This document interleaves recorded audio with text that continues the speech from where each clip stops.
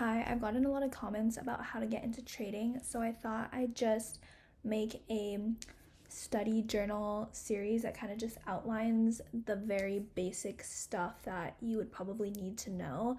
I also trade futures, so this is what helps within like trading futures, at least for me. I trade with ICC, so that's indication, correction, and continuation, and these are just kind of like the basic elements that help contribute to that strategy.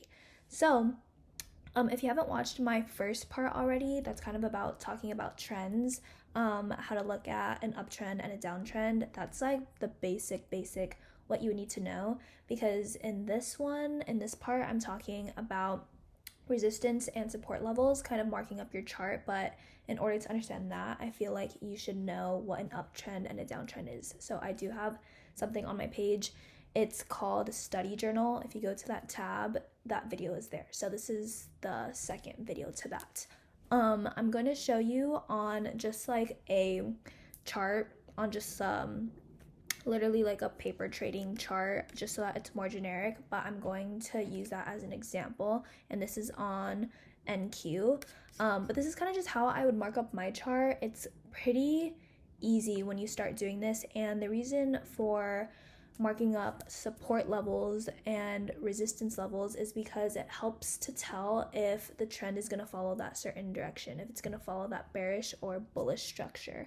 And some people get very specific with it. Some people only mark up certain parts of it. You don't need to mark up every single little movement, because these levels are meant to be easier to read, not so complicated. So you don't need to mark every single like support and resistance. It's kind of just to mark if price is going to break whatever point that is. So first, I'm going to lay out the definition so it's a little bit easier for you to understand with resistance and support. So you could easily remember resistance as being a ceiling. So resistance is a ceiling, it's going to be the top level, and then support is also known as a floor. It's going to be that bottom level. So in a resistance, it's the ceiling, and that means that price tends to stop rising at this point and it drops down. So that's your resistance. It's like the furthest that price point is moving, and then it drops down. For your support, it's known as your floor. So that's where price stops falling and rises.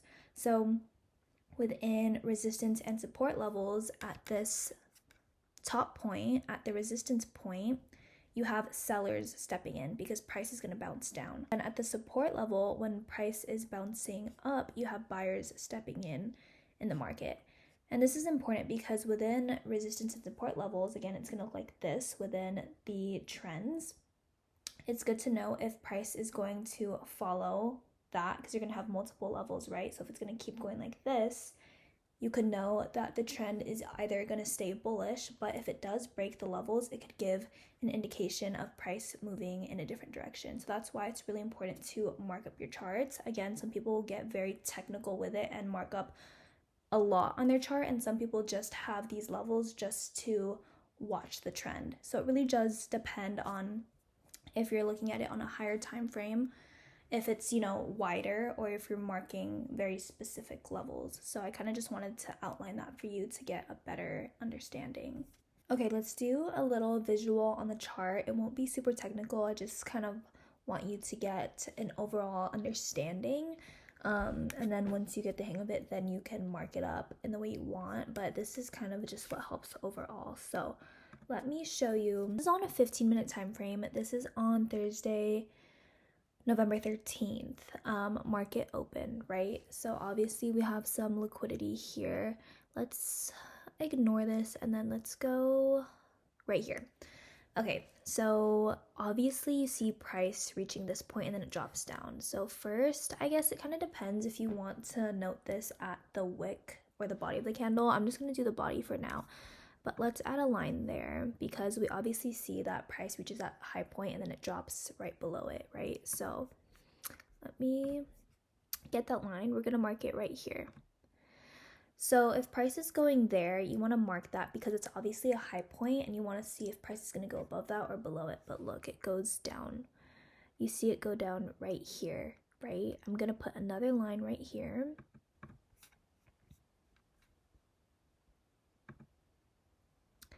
And then from this point, obviously since it went down, this support level, you're going to test if it's going to continue going down or up. So do you see what I kind of mean? Like within this range, you're going to kind of want to watch price to see where it moves. And that's kind of like another indicator of how price moves, what direction it goes, into. So that's why it's really important to mark up your charts.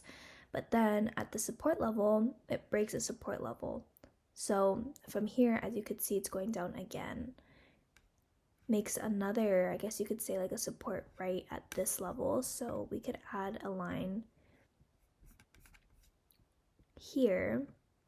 And I guess this could be a little bit of a resistance if you wanted to up here, but price did end up dropping again. And then it breaks the support level, goes down again, right? So you could continue marking that up if you wanted to. Obviously, sometimes when I'm marking up a chart, it's not super precise just because like price keeps moving, but you kind of get the gist of like, okay, this is a resistance, this is a support. It broke the support level, it's going down. It makes another resistance, breaks that, makes a support, breaks down.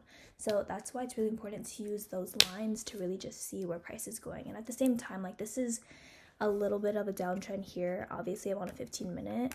And then if you zoom out, then it goes down, picks back up. But that's why you use those lines to kind of see where price is going to move. So again, if you were to see an uptrend, then you would also mark those levels and see if price breaks above its resistance to keep going up. So that's kind of a way of marking up the chart with support levels and resistance levels. Again, some people get really technical, some people like to keep it simple, some people don't even put multiple lines, they kind of just put one line and just see if it goes up or goes down below that. It just depends on preference, but that's a little bit of that. I didn't get super specific, and some people, obviously I just use 15-minute for an example. Some people use a 5-minute, some people use an hour, some people use 4 hours, and some people mark the levels even wider. So yeah, that's a little bit more about that.